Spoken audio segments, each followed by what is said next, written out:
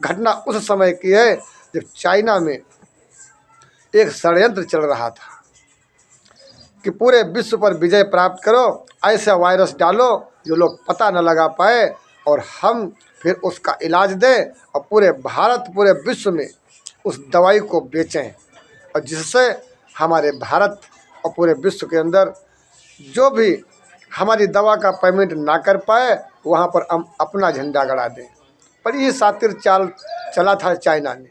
लेकिन कहते हैं हर किसी के ऊपर नाखून पर नाखून होता है, वही हुआ। हमारे पुजारी यानी कि मैं उस समय आरती पूजन पे बैठा था, तो महाराज जी के ध्यान में आरती पूजन चल रहा था, ध्यान ठीक से लग नहीं रहा था। अचानक भगवान शिव का आगमन होता है और कहते हैं बेटा क्या बात है, क्यों तुम्हारा आरती में मन नहीं लग रहा है। हमने कहा प्रभु जब मौत का तांडव उधर हो रहा है तो 24 घंटे रात्रि के हैं, हो सकता है सुबह इधर भी वो मौत का तांडव हमारे भारत में हो जाए, और हो जाएगा प्रभु कुछ उपाय बताएं। तो महाराज जी ने कहा बेटा 2021 का महाप्रलय है, 12 कोस पर दीपक जलने वाला है। हमने कहा नहीं प्रभु ऐसा मत करो। कहा नहीं, पूरी विश्व में 30% लोग रहने वाले हैं। हमने कहा प्रभु नहीं, ये नहीं होगा, ये मत करो। कहा तो तुम जानो, हम कुछ नहीं जानते हैं, क्योंकि हम तो मर्यादा में बंधे हुए हैं। यदि हमसे कोई कहता है तो हम उसका काम करते हैं, अन्यथा हम तो स्वयं अपने में मस्त रहते हैं। हमने उनका इशारा समझ लिया।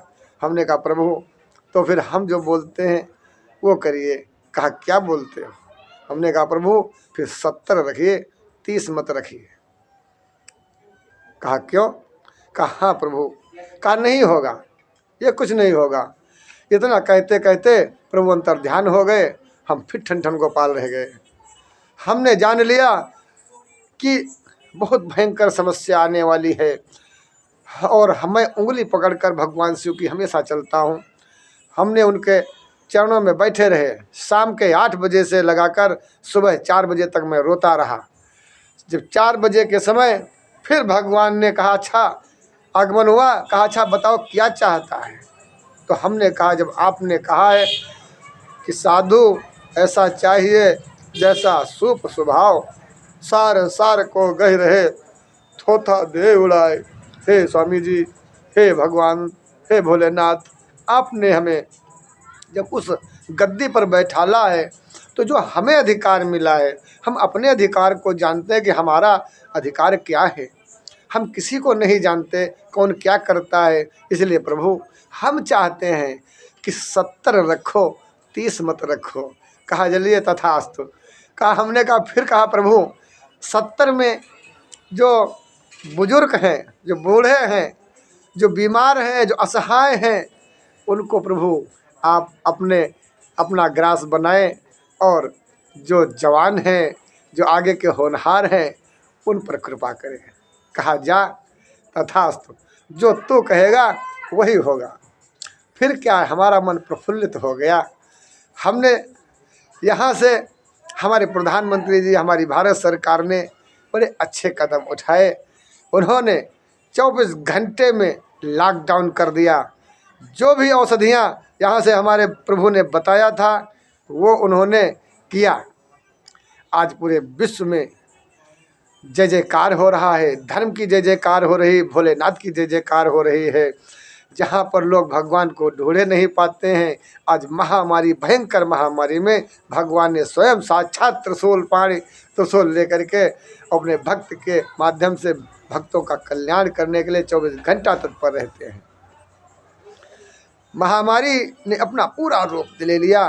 जैसे शिरडी के साईं बाबा ने अपनी शिरडी को अपनी योग माया से जान लिया कि भयंकर महामारी आने वाली है, वही अपने मेहनत से आटा पीस करके और अपनी शिरडी को बांध लिया था।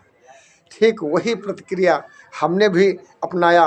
कोई नहीं जानता इस बात को, लेकिन हमारे जो फेसबुक अकाउंट पे जो हमारे मित्र हैं, जो हमारे अग्रज हैं, जो हमारे महापुरुष हैं, संत शिरोमणि गुरुजन है वो भली प्रकार से जानते हैं कि पुजारी के पास बीको पावर है। इसलिए ये जो बोलता है ये नहीं बोलता है, स्वयं उस विधाता का आदेश है। यही किया हमने अपनी दुर्वासा से शक्ति से पूरे भारत को अंडरग्राउंड कर लिया।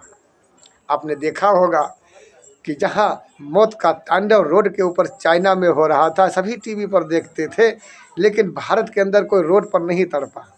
ये हमारी भक्ति और हमारी तपस्या का फल है। और बड़ा प्रसन्न हूँ अपनी भारत भूमि को इस महामारी से बचाने में मेरा बहुत बड़ा योगदान है और मैं अत्यंत प्रसन्न हूँ।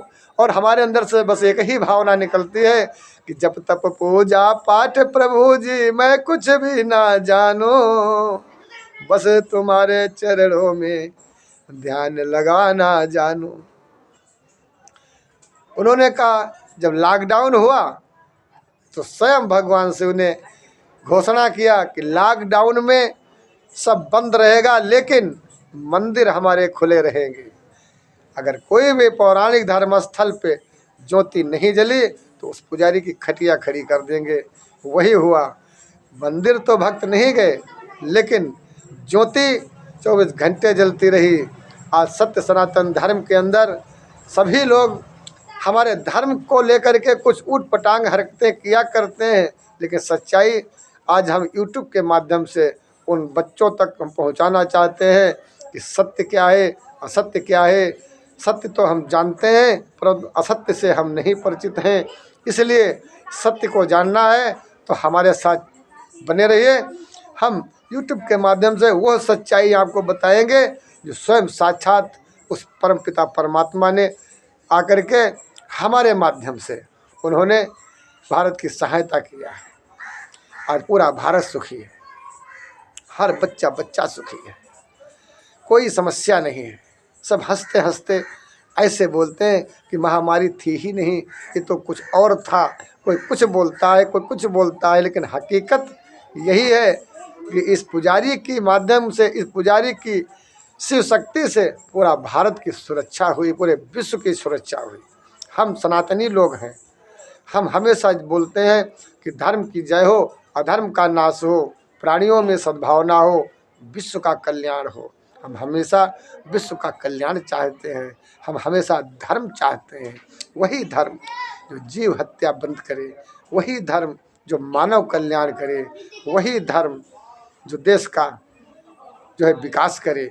वही शासन अच्छा होता है, वही सरकार अच्छी होती है, वही प्रजा अच्छी होती है। जहाँ पिता पुत्र जैसा व्यवहार हो वही राम राज्य होता है, जहाँ सभी सुखी हों।